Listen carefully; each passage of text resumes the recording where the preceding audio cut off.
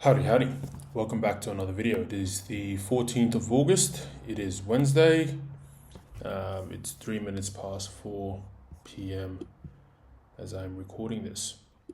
I've got a poem here by my favorite poet, Charles Bukowski, called Be Kind.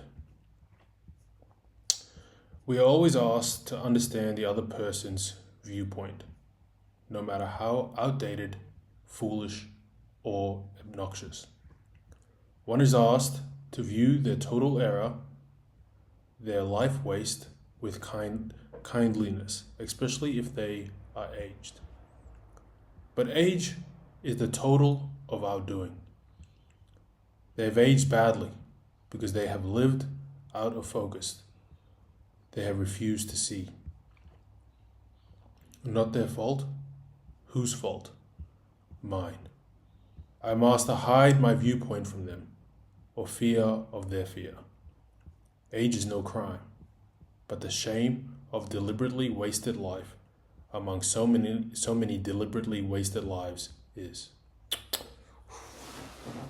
I tell you, there's something about this fucking guy that I really like.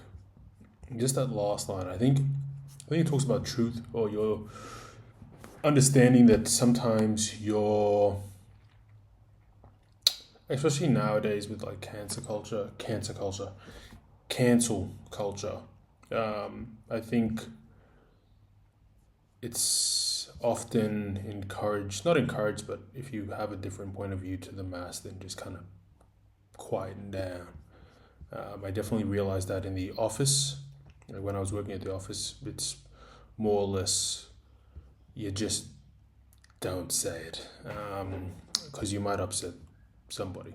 So, and it's encouraged. It's more or less you're not really asked to be yourself. You're kind of asked to be like the crowd, and it's one of the main things I like about working in a trade, or especially just the workplace that I'm at. I don't, we don't really talk about political issues and whatnot, but I enjoy hearing the fact that, like, a lot of the boys, they don't actually, like, some of them have disagreements or whatnot, but it's not so unsafe to say whatever you want to say. Like, it's quite nice to be in such an unfiltered workspace. And what's so good about it as well is just like hearing brutal, honest truths. And I appreciate that in the workplace, but I see that in my friendship group as well. I know a lot of my friends, share different opinions on certain topics to me. And one of the things that I like is the fact that we can just talk about it, regardless, and it's quite nice in that sense. And I think that last paragraph or last few lines that Charles says, but the shame of deliberately wasted life among so many deliberately wasted lives is. Age is no crime, but the fact that so many people deliberately waste their life and you are going to join the mass by deliberately wasting your life is the true crime. I thought that was fucking awesome. But I think, on reflection as well, I relate to it. I felt like doing the degree, following the 9 to 5 work. I remember thinking that was what I was meant to do, and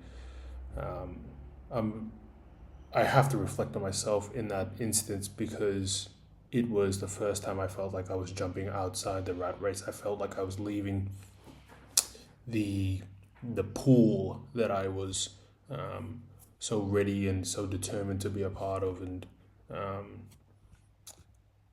quite glad that I did it now rather than 5-10 years from now, where maybe it would have been harder, and it may have been not just an impact on me, but if I have kids or if I had a partner, it would have been the same.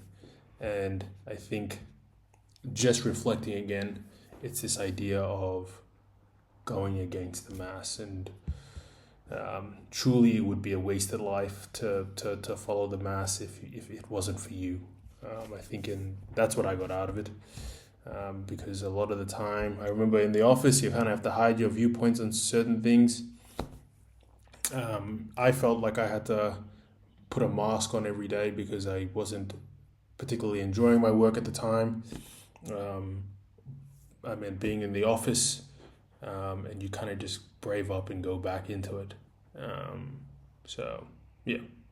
Um, yeah, great poem. Fucking love. I really, really like Charles Bukowski, like a lot. So yeah, short video, short poem. I thought it was good. Um, yeah, deuces. I'll see you guys tomorrow.